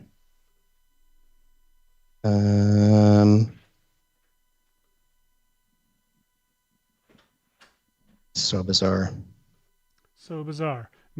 So bizarre, so bizarre. So bizarre. All right. Let's Me crazy. stick with this one. Every time I look around. See, we have music. We do. Is that us getting the... That's how the people really feel. I am obsessing. Visit to Charlie says howdy. Howdy, Visit to Charlie. Hey there. Hi. Oh, right now, while we're just goofing around with these things, it might be a good time to mention that we have this lovely thing. The link is probably right in the description of this episode. But we have something called the VFX and Chill suggestion box, where you can submit clips that you're curious to hear how they did. You can submit work that you have done and you want us to react to. And every now and then we will have some kind of a chill challenge where we put it out to our audience to kind of ask what kinds of things they are working on or have built that work along these lines. So you can go there and you can submit stuff anytime. For example, we had a request, I think, this week from our very own Jamie that said, oops, where did it go? I opened it and then I lost it. A suggestion, a YouTube clip to ask, let's see, it says, see, I'm gonna open up a video over here. Show me. What is it? Excellent. This is a video from CoffeeZilla. And the question was, I thought that this robot, Dr. Maxwell, was animated really well. It has good reflections on the way that it fits into the scene with the surrounding area. So here we go. I'm playing a little clip. We could take a look at what we think of this character. I think it looks pretty good. Oh, it's pretty good. I agree. See, like when you have stylized lighting in a scene like this, and you match it in a 3D render, like it really helps sell that render is in the scene. That's very nice.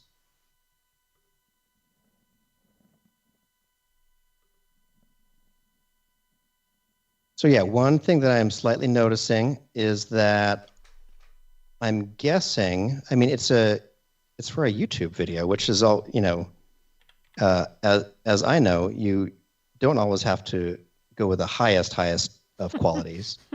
But I noticed that when he moves, there's a little bit of flickering of some of the highlight, especially the bright highlight areas, that show that the sampling on the rendering is probably set pretty low, unless it's done with some kind of a real-time output. But I'm guessing it's a render, since it's composited into this and stuff.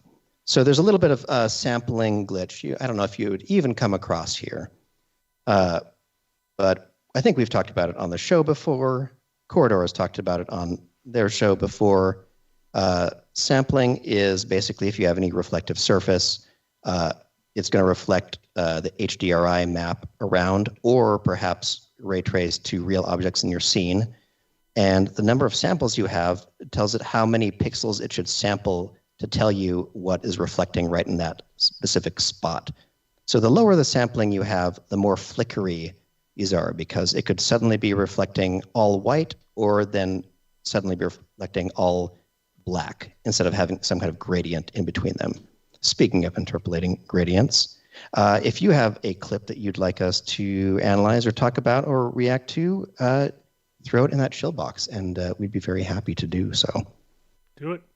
Link is there at the bottom. Excellent.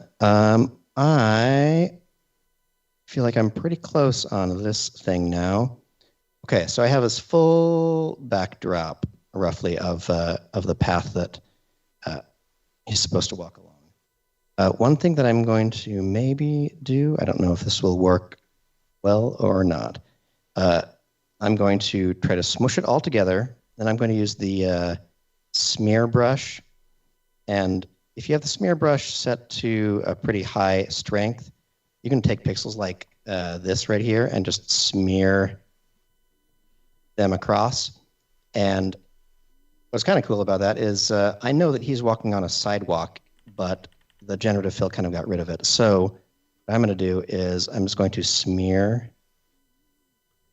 across this like that and simulate a sidewalk being here, because I want in my video game version for there to be a sidewalk. Looks like there's sort of some hints of the sidewalk over here. I'm going to smear them right into there.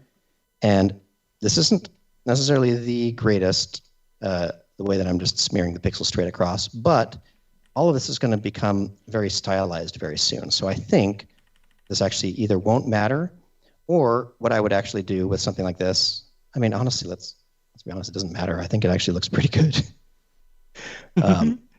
So what I could do is I could select this whole sidewalky area like this, and then use the cool script that we were talking about just last week, which is a plugin called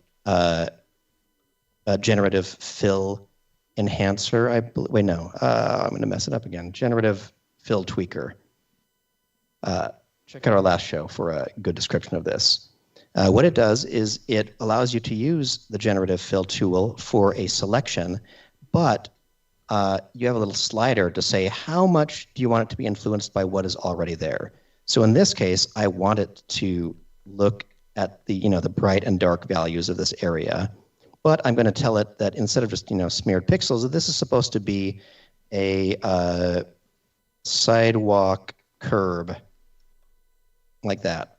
And I'm going to have this dial use like maybe 3/4 toward the image. I want it to look a lot like this current image, but it's going to be influenced by sidewalk curb when I press generate. So it's going to think for a little bit.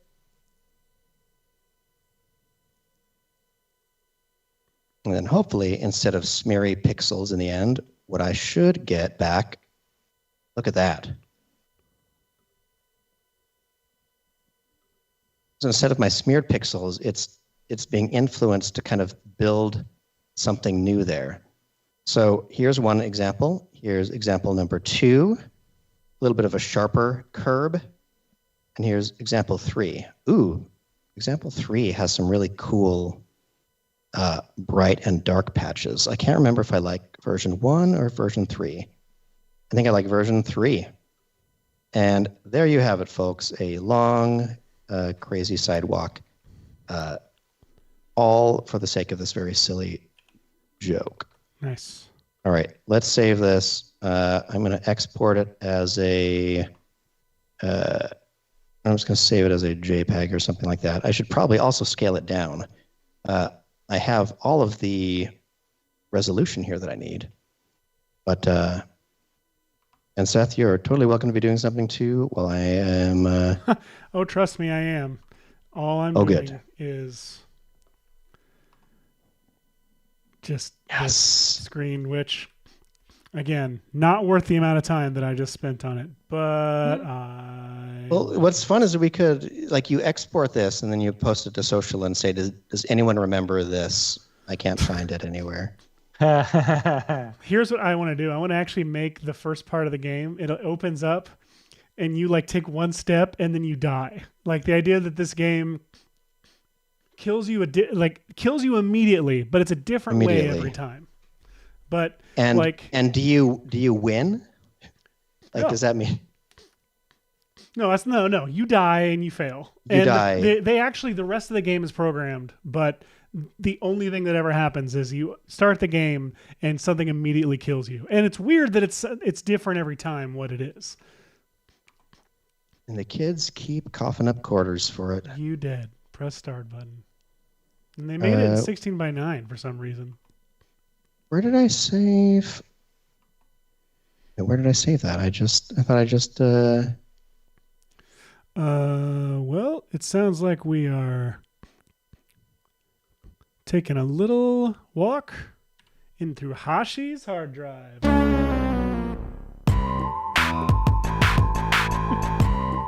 don't even like this song for it. It's not a good track for it. Wild. That was a little more triumphant. Okay, save a copy. I'm just so confused.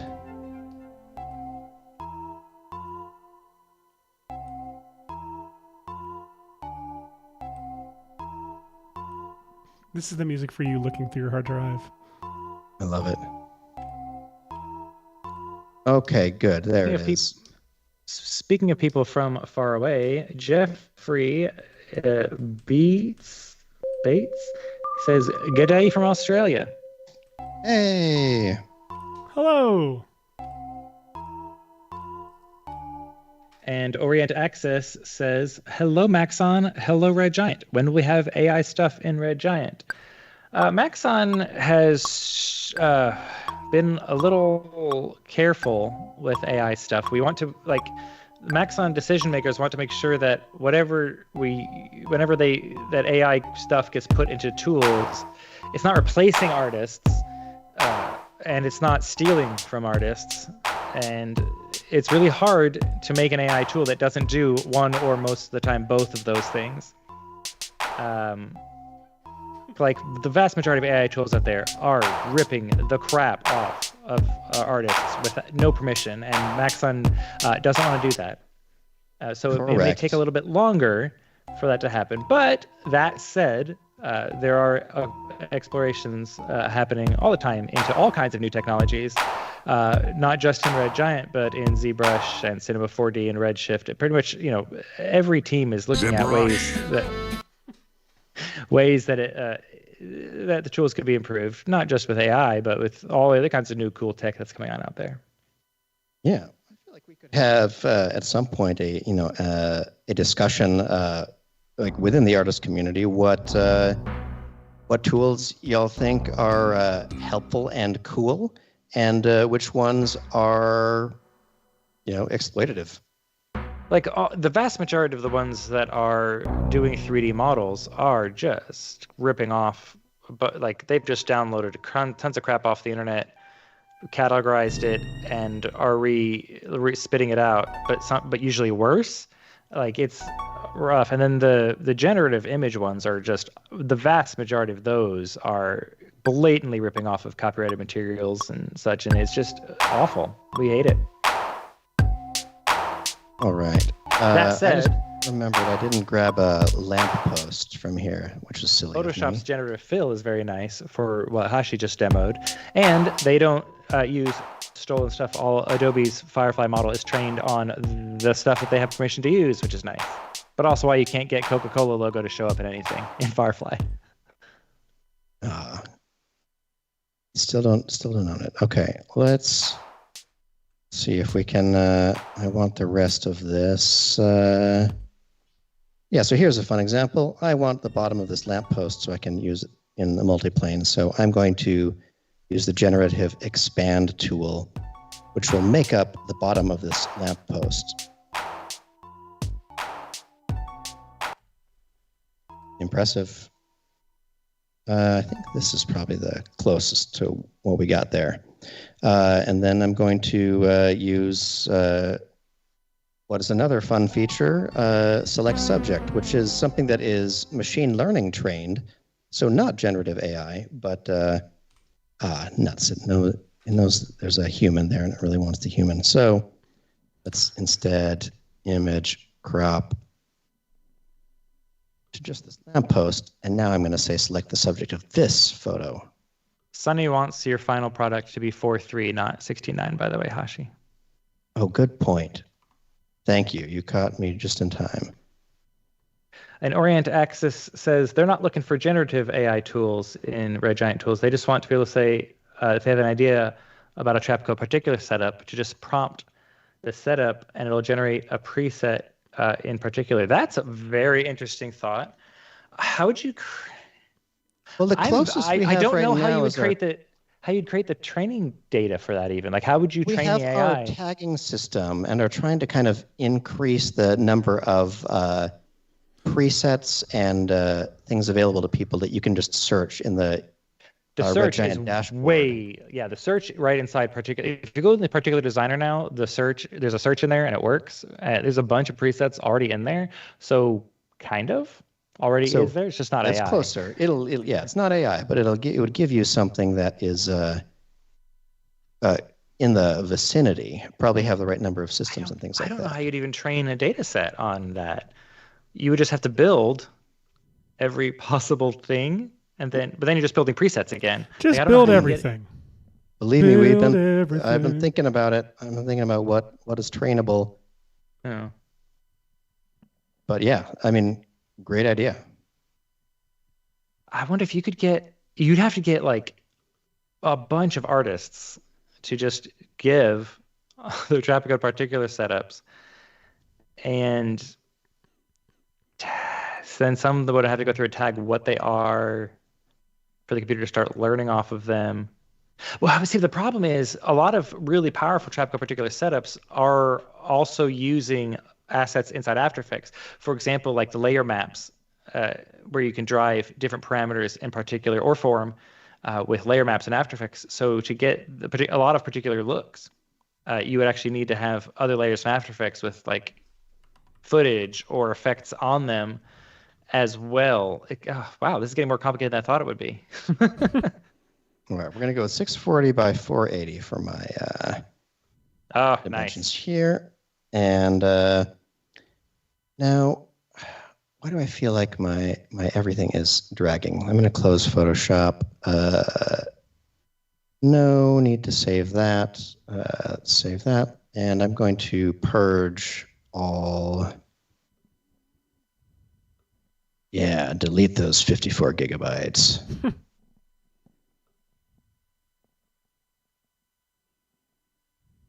Okay. How did we do? Let's see.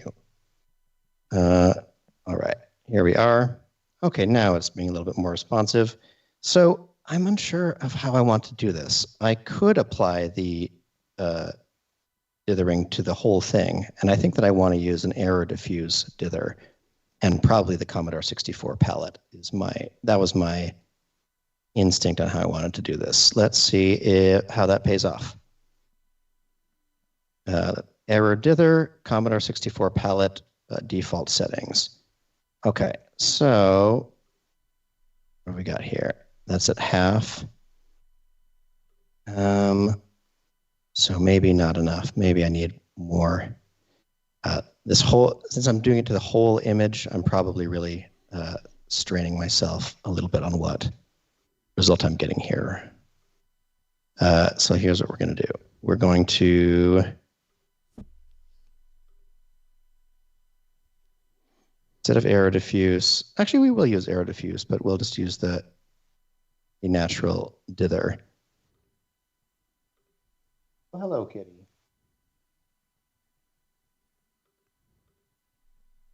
Okay, so let's see, what do I want to do? So right now what's happening is I'm applying the pixel effect to the entire piece of artwork, which one thing that's nice about it is that would mimic the way in a video game, like this piece of artwork, was dithered once, as opposed to being dithered per frame. But I have a feeling that I'm getting a weird result because of it. So let's see what our whole image looks like if we applied the arrow diffuse dither to it. Oh, that looks so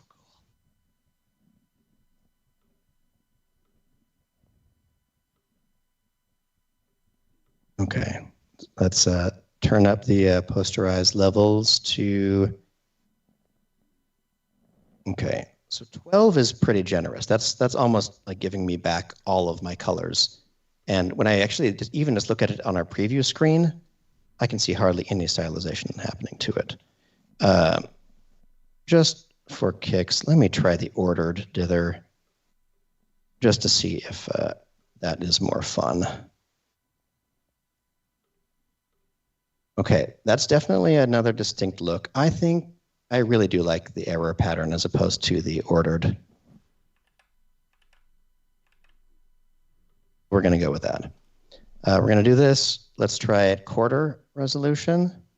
Corridor resolution? Corridor resolution. Where's our corridor? Did it drop? Corridor already did it. Second time it's come up on this episode. I think I retired it. Yeah, we had to. You have to make difficult choices when you're running an automated drop machine. Okay. I need to move on to something else. What else should I do? I've spent way too much time on this. Let's see, I have 20 minutes. I think that because this image is so wide, I might benefit from splitting this into individual scenes and getting a good pattern on them, which I hate. Seth, I think you should find some MoGraph uses for some of the dither tools that aren't in genuinely trying to emulate older video game styles, which you have. I already did it, man. Here, I'll show you. Let's get our logo real quick. VFX and Chill. Chill logo season 4. Boom, there's our logo, right? So let's bring it up a little bit bigger.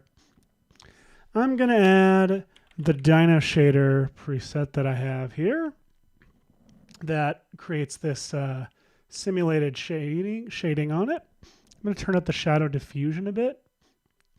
And I actually haven't tried this with the newness. Let me try. Let's put a div.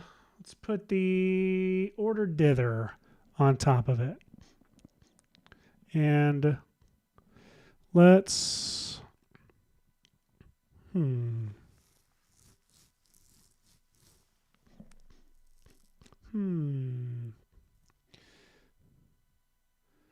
get it very interesting. So what if I turn down the rim light settings, the rim light brightness just a hair, or increase the darkness on the Increase the darkness. Increase the darkness.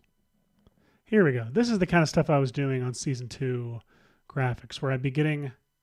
Maybe if I turn up the. Let me just highlight everything and collapse it all, and then open just the order dither. Set this to a quarter, maybe. It's like too much, but I'm trying to make it show on the thing. But if I. Oh. That was cool. Just animate that. Holy crap. I know. It actually is a cool effect. Now we're getting something really cool, which is like this very subtle shading that's happening. Why don't I actually? Hola, Bruno. You're not too late. You got 15 minutes left of the show. Then you can go back and watch the beginning. Heck yeah.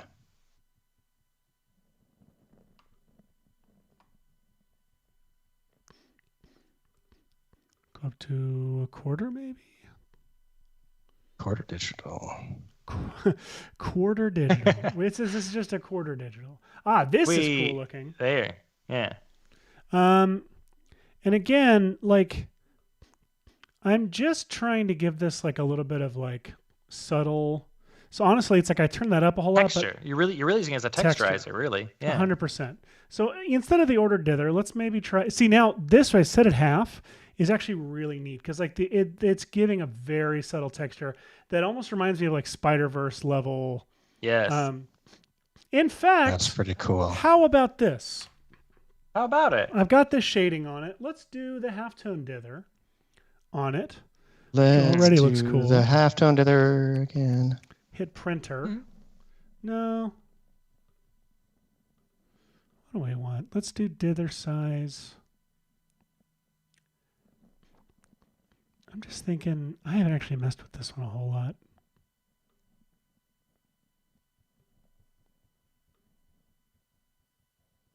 Never mind, this might not be the right way to go about it, but this is the right way to do where you fly through the Columbia logo at the beginning. Hashi recreated that for our content filter. Content? Yeah, Come on. No content?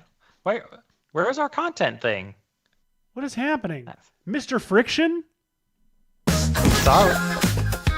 Don't you ever forget about Mr. Friction, baby. It's a physics term. Now, hang on. Let me see. We've got to have the content one. That's ridiculous. We need content. Is Sorry still around? Yes, I turn it off, though. We say it a lot with our Canadian influence. It is the sorry one. Yes. Hang on a second. Do we fly through it? We do. So watch this. This little effect right there that Hashi recreated. Oh, yeah. That. And that effect, by the way, was actually using the layer as an input for mirror. Or not for mirror, for...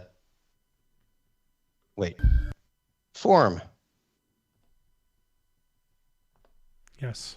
What's going on with the show? There it is. Okay. So do we still have the logo is too annoying drop? Because that was one of my favorites. That was really complex and had all of this like automation to it. So unfortunately, I don't have it. Oh, I missed that one. Well, but that said, the logo has gotten calmer since people used to complain about it, so it's not as necessary. I intentionally made it less annoying for people, but I've got the party here somewhere. We listen to you. Whoever says we don't listen to our people? Me. I say it. You all can go to hell. And as long as you subscribe first to our channel. Make sure you also hit like on this video. Please like and subscribe. It helps. It truly does. The reason everyone says it is because it's true. I like it's just annoying. This nice little threshold posterization stuff, which again is really fun to actually animate. If you look at there's some motion motion design possibilities with animating the posterization, the dither bias here. Whoa! A natural trigger of Imagine the Possibilities. That was the very first one we've had on the show, and we made that thing a long time ago.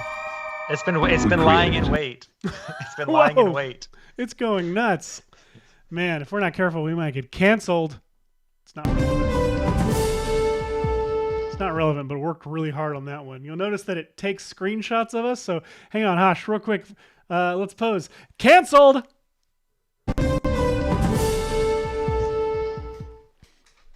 I was so mad. Again, back then. so much work went into that idiot. And never.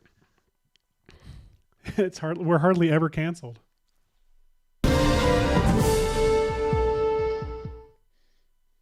Goodness. What have you signed up for, everybody?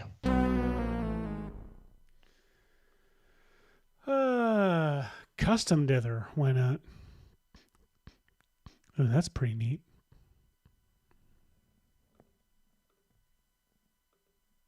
I don't know what I'm doing. We didn't talk about custom dither. We talked about all the other dithers. Oh, yeah. Custom dither is a cool one. It is. I've been scared to use it for some reason. Here, maybe I can use custom dither over here and what I'm doing. Okay, I got my background. I got a adjustment layer on top of it. I'm going to apply custom dither. Look at that. See, it solved my problems. Just like the others, you can choose the resolution that it'll be outputting at and your posterization level. So if I turn that to maybe like here,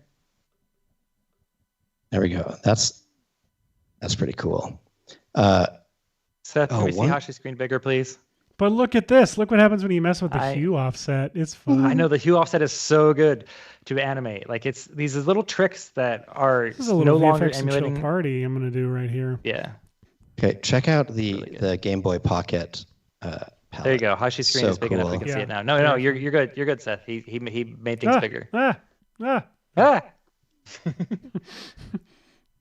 Okay, I know that it's difficult, but like we know what we're looking at, which is this cool buildings going by. Oh yeah, so here we go. So if we did like Game Boy Pocket, we could do a background that looked kind of like that, and then we just need a little character to move along that. We could even go to a higher resolution than the Game Boy ever had. Let's see, dither bias maybe right here. Okay.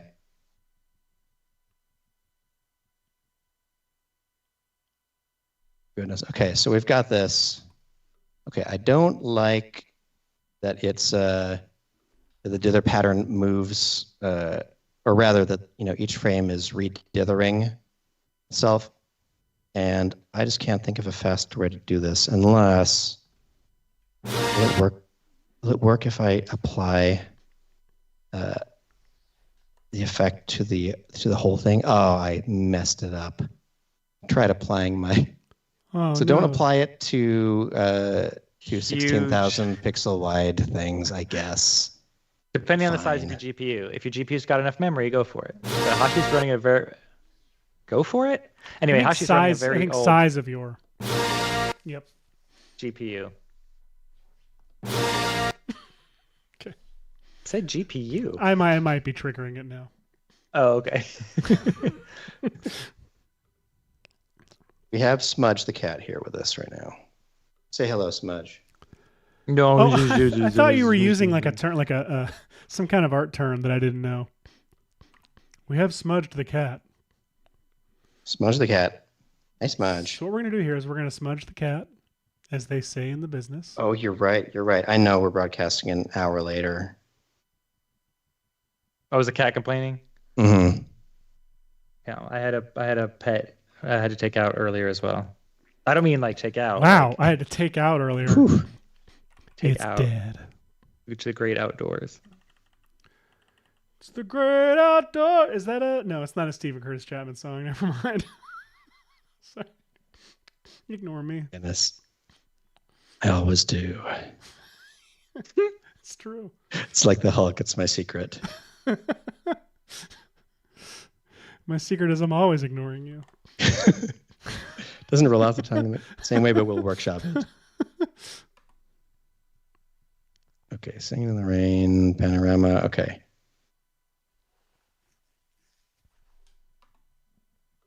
Okay. This may work, and this may be crazy. Okay, instead of applying But the here's Pixel my Dither number, so call me to baby. the entire panorama, I went ahead and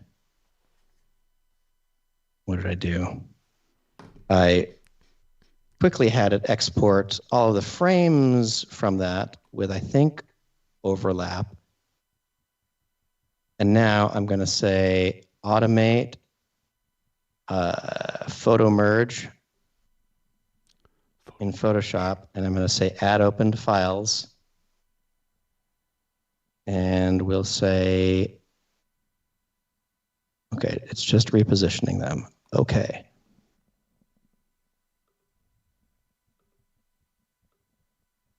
This should totally work. You said that in such a cut to way. Yeah. Cut to narrator's like, it didn't work. Goodness. Okay. Or it was like a cue Ron Howard. Like Ron Howard heard it somewhere and leaped. It didn't.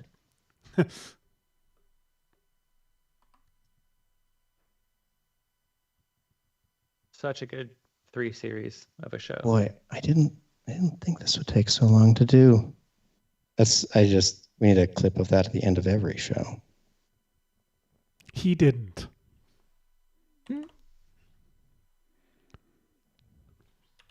All right, Justin Leduc wants to know, Seth, what's your longest Wordle streak? It's been a while.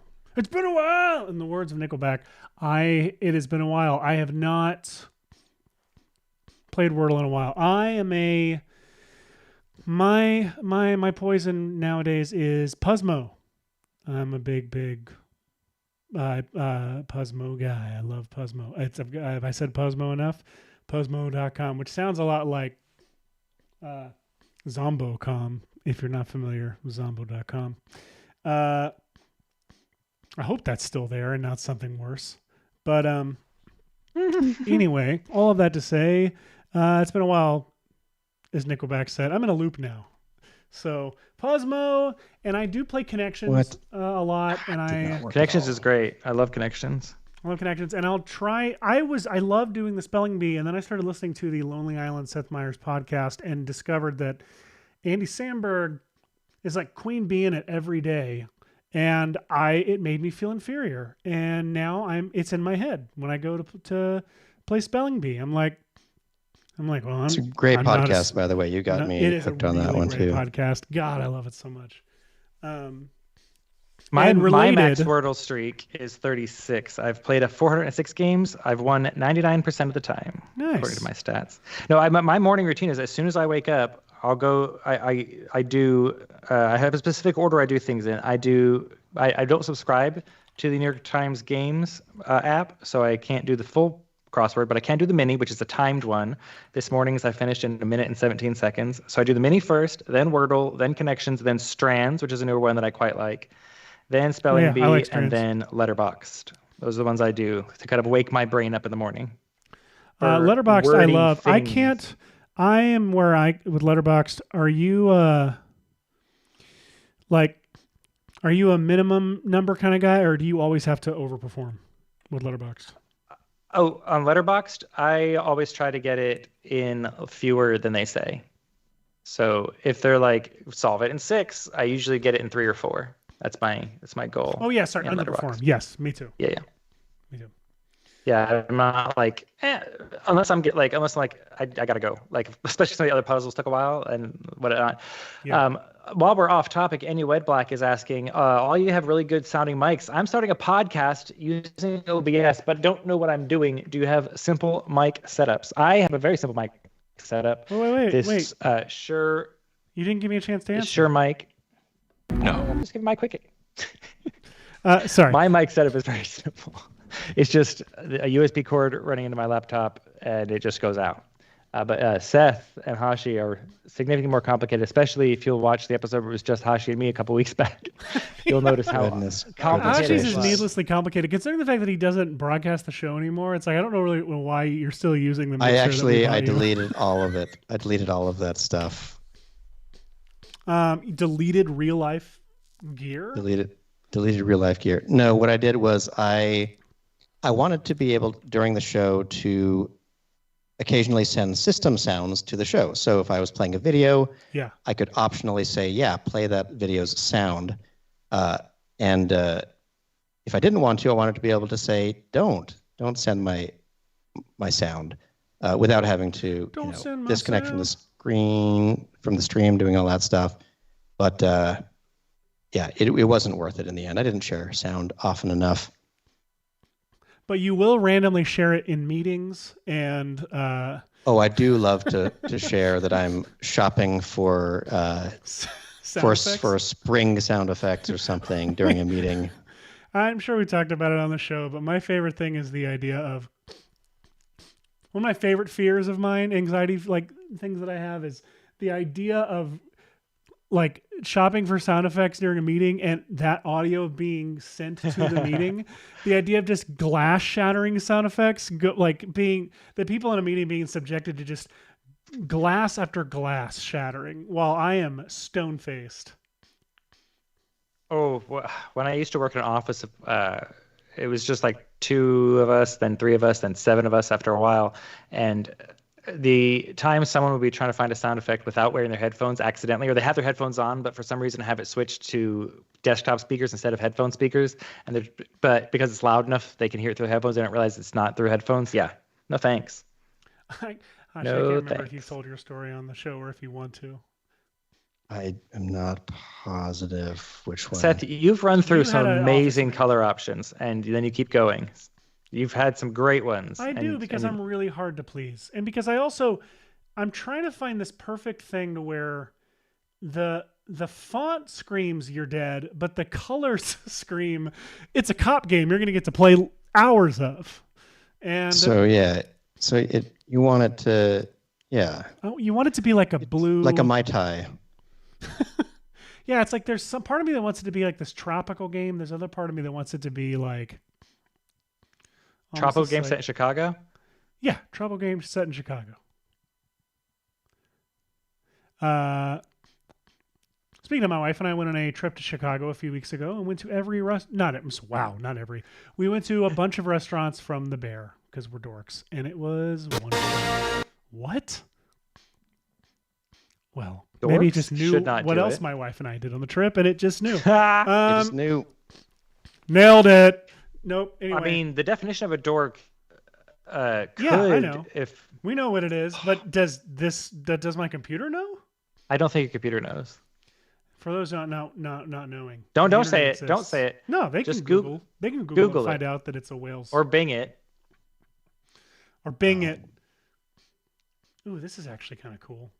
Even though it screams you're dead in a way that I didn't really want it to, but I honestly, this is just like a relaxing thing to me. Is just cycle through color palettes. It really kind of is, and I do love that this plugin suddenly made accessible all of these types of palettes right within Photoshop, because within Photoshop, within After Effects, because I'm not a palettes kind of guy, but I do love getting to see them and stuff. We all love getting to see them. I think I had it perfectly with this color palette, to be completely honest. So maybe I just need to revert back to this. So let's grab these. I know that we're running a little into overtime here. But we started late, so it's okay if we go a little long. You're right, but I forgot that I've not been paying attention since we changed up we changed the game this week. Oh yeah, we did. What am I trying to do? I'm trying to say time, freeze frame, and let's crop this down. Crop to region of interest, and then let's call that the umbrella. I don't know why I think that I'll get this done in time. I guess I feel close. I don't know. To me? Position. Never closer. I thought we had a drop for close. Do we not? No, that was close.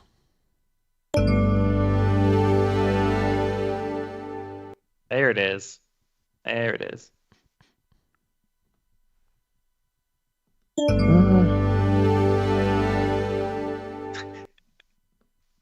Goodness.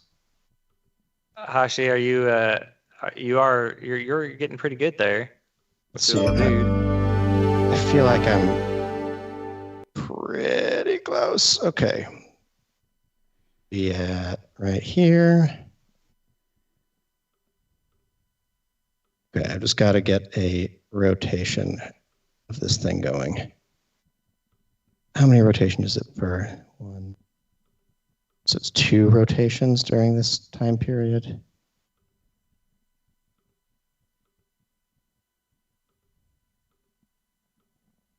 Okay, let's see. We're close. Okay. Rotating it.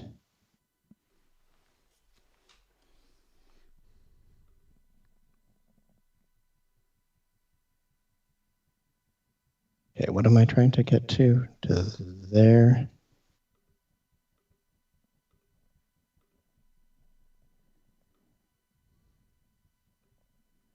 Okay, close enough, we'll say. All right,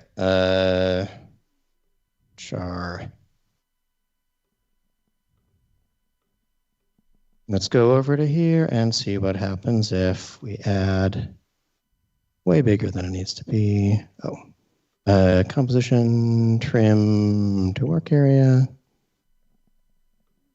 And let's export this as a sequence first too. We got some more singing happening in the chat. So just a reminder before we head out, make sure you update your things. Maxon Studio got a tiny little update that removes a huge frustration for me, where you can now just drag your footage or logos into the capsules that have video footage and logos and whatnot in there. So much easier to do that stuff. And Universe, for those of you who have Universe subscriptions, Red Giant subscriptions, or Maxon One subscriptions, Universe now has 6 new tools, palettes, which is fun, and 5 different dither tools, which you've been watching us play with all this episode. So make sure you get your updates in today. And one more thing that I would like to mention is that if you are a senior motion designer in the Canada area, Maxon has a position opening. Tell them I sent you. The link is in the chat. So yeah, if you're a senior motion designer and it's in Montreal, I think. So if you're in the Montreal area, check that link in the chat. No, Waterloo, whatever. Close enough. In Waterloo, Ontario, Canada. So check it out. Look at that. I think it's our first position opening notification on the show.